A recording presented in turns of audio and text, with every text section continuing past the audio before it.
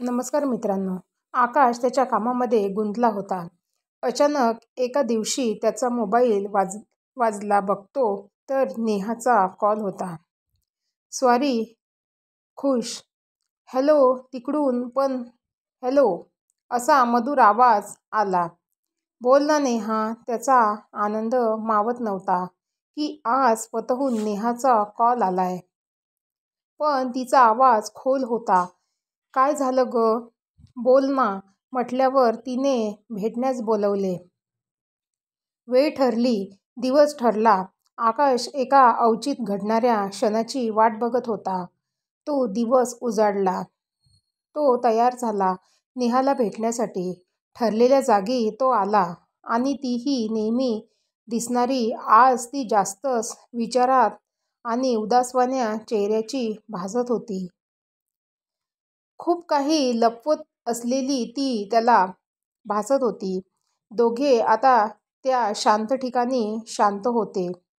थोडा वेळ गेल्यानंतर आकाश नेहमीप्रमाणे "बोल ना, काय बोलणार आहेस?" या ऐकण्याच्या कुतूहलाने विचारत होता. तिची नजर शून्यात होती. बळेच आव आणून तिने आकाश म्हणून सुरुवात केली. "बोल ना." म्हणून त्याने तिला धीर दिला. "आकाश, आयुष्य कधी काय कलाटणी घेईल आपल्याला माहिती नसतं. माझीही काही स्वप्न होती, पण ती पूर्ण झालीच नाही. वडिलांच्या जाण्यानंतर सर्व कुटुंबाची जबाबदारी माझ्यावर आली. पैसे नव्हते. जवळच्या लोकांनी पाठ दाखवली. नोकरीसाठी शिक्षण तेवढं पुरेसं नव्हतं आणि आईची तब्येत पण ढासळू लागली. लहान भाऊ त्याचं शिक्षण म्हणून कोणा एका सांगण्यावरून एका सावकाराची मदत मागितली. काही पैसे उसने घेण्यासाठी गेले. जमेल तसं फेडेन म्हणून बोलले, पण त्याची नजर काही वेगळीच सांगत होती. हवे तेवढे पैसे घे म्हणून त्याने माझ्यासमोर पैशाचे बंडल ठेवले. लाचारी माणसाला काय नाही करवून घेतं. ती आशाळभूत नजर मी विसरू शकत नाही. पैशाची काळजी नको करू म्हणत त्याने माझ्या हातात ते पैसे ठेवले. मी घरी आले. सर्व नीट होईल या आशेने रोजचा दिवस काढत होते. पण आणलेले पैसे फेडू कसे? काय करू? हा प्रश्न रात्रंदिवस मला सतावत होता. असेच एका दिवशी तो सावकार घरी आला आणि आईसमोर मी पैसे त्याच्याकडून घेतले आणि त्या बदल्यात मला तुमची मुलगी हवी म्हणून बोलत होता. आधीच तब्येतीने झुकलेली आई नजरेने झोकली. काय बोलत आहे हा म्हणून रागाने चवटाळलेली मी. पैशासाठी देईन. मी हळूहळू करत आहे. काम म्हणून सांगत होते. थरथरलेला आवाज लक्षात ठेवून तो म्हणाला. हो का? मग 4 दिवसात पैसे तयार ठेव. जर नाही दिलेस तर मी सांगेल. तसंच होईल.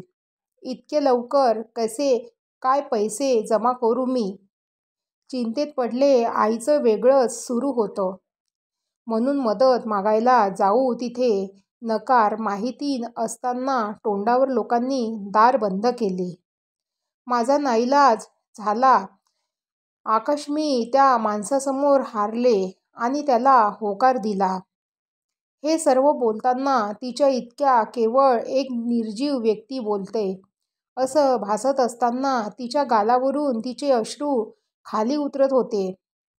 मी मात्र काही बोलायचं सुचत नसताना अगं बघू ना, आपण करू काही. नको काळजी करू. आता वेळ गेली आकाश. आमच्या लग्नाची तारीख 2 दिवसावर आहे आणि तो आजच मला त्याच्या घरी नेणार आहे.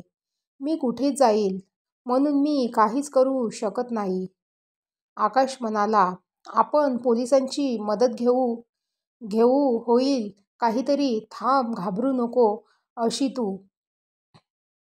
यावर ती उठली. आता वेळ निघून गेलीये. मला जावेच लागणार. कारण म्हणून ती मोठ्याने हंबरडा फोडला. माझा भाऊ त्याने त्याच्याकडे डांबून ठेवला आहे. मी पण सर्व प्रयत्न केले, पण माझीच बदनामी करेल अशी धमकी देत त्याने माझ्या भावाला म्हणून पुन्हा टाहो फोडला. यावर निशब्द प्रतिक्रिया देणारा मी ठरलो. काय होतोय हे कळत नव्हतं. तितक्यात त्या माणसाचे काही माणसे तिथे आली आणि नेहाला माझ्या डोळ्यासमोरून घेऊन गेली. माझा आवाज फुटत नव्हता.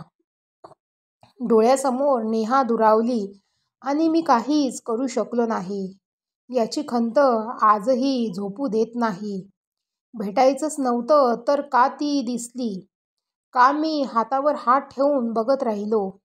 मी कुठे हरलो?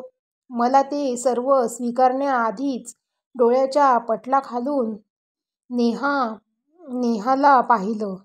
तो क्षण, ते आजचा प्रसंग क्षणात नाहीसे झाले.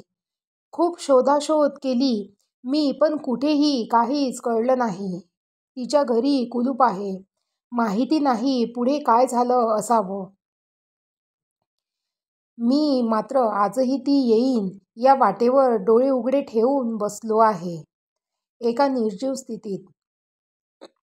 मित्रांनो, तुम्हाला जर माझी स्टोरी आवडली असेल तर माझ्या स्टोरीला लाईक आणि कमेंट करायला विसरू नका. मी अशाच तुमच्यासाठी नवीन नवीन स्टोरी नक्कीच घेऊन येईल. तुम्ही माझ्या चॅनलवर नक्कीच नवीन अशा स्टोरी बघत राहा. थँक्यू.